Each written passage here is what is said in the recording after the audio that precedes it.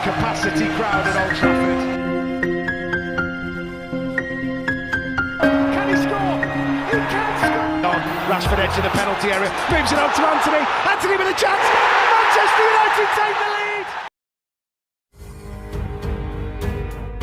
Tottenham Hotspur tertarik untuk mengontrak pemain buangan Manchester United ini. Manchester United sedang bersiap untuk bersih-bersih skuad lagi musim panas ini. Dengan beberapa pemain reguler tim utama diperkirakan akan ada beberapa yang keluar. Musim panas pertama Erik ten Hag yang bertanggung jawab melihat lebih dari 10 pemain pergi. Dan beberapa pemain itu akan kembali tahun ini setelah dipinjamkan selama 1 musim.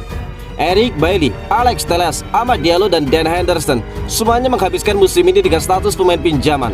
Dan masa depan mereka di dalam klub semuanya masih diragukan.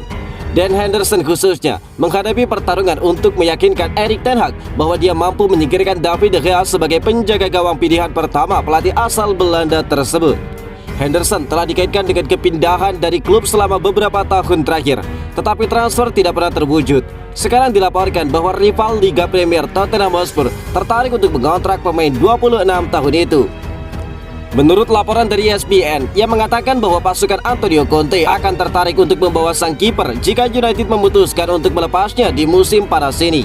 Sesuai dengan laporan, Henderson diatur untuk mendiskusikan masa depannya dengan United, tetapi dia ingin bermain secara teratur dan agar dia mendapatkan posisi dirinya ke dalam timnas Inggris sekali lagi, dengan maksud untuk bergabung di 2 turnamen internasional berikutnya. Diklaim bahwa Tottenham Hotspur menjelajahi pasar untuk mencari pengganti potensial untuk Hugo Lloris dengan pemain Everton Jordan Pickford jika termasuk di antara pemain yang dipertimbangkan. David De Gea memiliki kurang dari 4 bulan tersisa pada kontraknya saat ini di Old Trafford. Dan menurut laporan tersebut, pembicaraan dengan perwakilan pemain Spanyol itu mengenai persyaratan baru sedang berlangsung. Ini jelas akan membuat Erik ten Hag semakin pusing dan akan membuktikan kualitasnya dalam menyelesaikan masalah baru.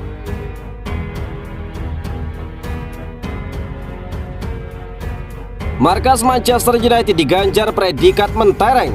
Reputasi stadion Manchester United Old Trafford semakin mengkilap setelah diganjar predikat mentereng. Old Trafford digadang sebagai stadion dengan atmosfer pertandingan kandang terbaik seantero Liga Inggris. Hal itu ditetapkan oleh lembaga bernama Midnight lewat survei yang mereka lakukan. Dalam survei tersebut, kandang Manchester United mendapatkan suara sebesar 20,46%. Old Trafford mengalahkan Anfield yang tidak lain adalah stadion kebanggaan Liverpool. Anfield sendiri berada di posisi kedua dengan 17,64% suara. Peringkat ketiga besar dilengkapi oleh Emirates Stadium yang menjadi markas Arsenal. Stadion yang terletak di kota London tersebut mendapatkan suara sebesar 11,49% dalam voting Midnight. Sedangkan peringkat keempat dan juga kelima berturut-turut dihuni oleh Newcastle dan juga Chelsea, di mana stadion milik Newcastle, St. James Park, memiliki raihan suara 7,56%, sementara Stamford Bridge memiliki 7,06% suara. Old Trafford sendiri beberapa kali mencatatkan tingkat kebisingan yang cukup tinggi saat Manchester United menggelar laga kandang. Kemenangan melawan Arsenal, Manchester City, dan Barcelona menjadi catatan spesial setan merah. Pasalnya dalam ketiga pertandingan tersebut, Old Trafford sangat tidak bersahabat bagi lawan. Tingkat kebisingan di dalam Theatre of Dreams bisa dibilang cukup tinggi.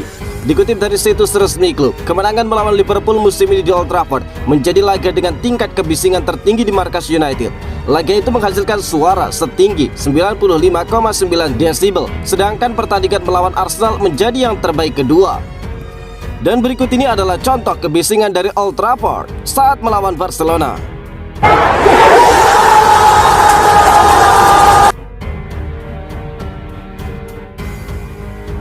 Kelanjutan akuisisi Manchester United dari keluarga Glazer. Potensi penjualan Manchester United kembali berubah Rabu ini karena putaran kedua penawaran untuk klub telah selesai setelah penawaran eksplorasi dibuat awal tahun ini. Sebelumnya pada hari Rabu terungkap bahwa Sheikh Jassim dan konsorsium dari Qatar akan membuat tawaran rekor dunia untuk klub menjelang batas waktu pukul 21.00 malam waktu setempat. Firma Ineos milik Sir Jim Ratcliffe, pihak lain yang telah mengumumkan minat mereka dalam pengambil alihan penuh jika diharapkan mengajukan penawaran setelah pembicaraan di Old Trafford dan Carrington minggu lalu. Sekarang dengan tenggat waktu berlalu, terungkap bahwa kedua penawaran telah diajukan tepat waktu, tetapi tidak ada konfirmasi apakah proposal tersebut akan cukup untuk meyakinkan keluarga Glazer.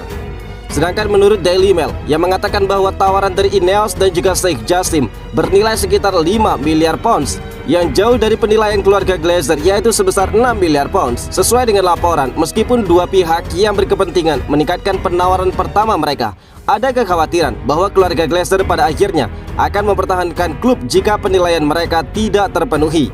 Selain itu, baik Sir Jim Ratcliffe dan juga Sheikh Jassim diklaim tidak akan membayar lebih untuk klub tersebut. Namun hal itu justru akan menimbulkan masalah lama bagi keluarga Glazer, sebab para pendukung klub sejatinya tidak menginginkan mereka tetap bertahan. Jika itu terjadi, demo besar kemungkinannya akan kembali hadir dengan tagar Glazer out yang mulai menggema saat ini.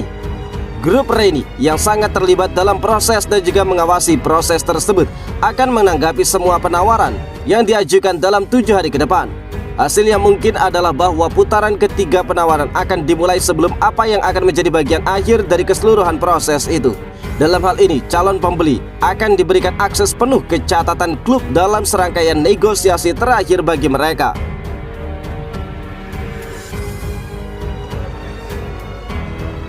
Belak-belakan, Ronaldo akui jalani masa-masa sulit selama di Manchester United.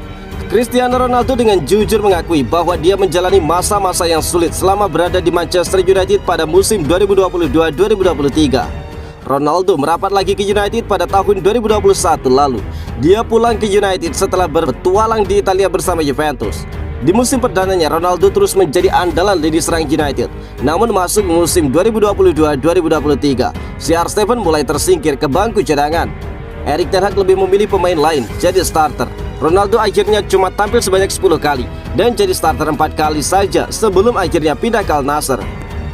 Cristiano Ronaldo akhirnya membeberkan apa yang dirasakan selama di Manchester United pada musim ini.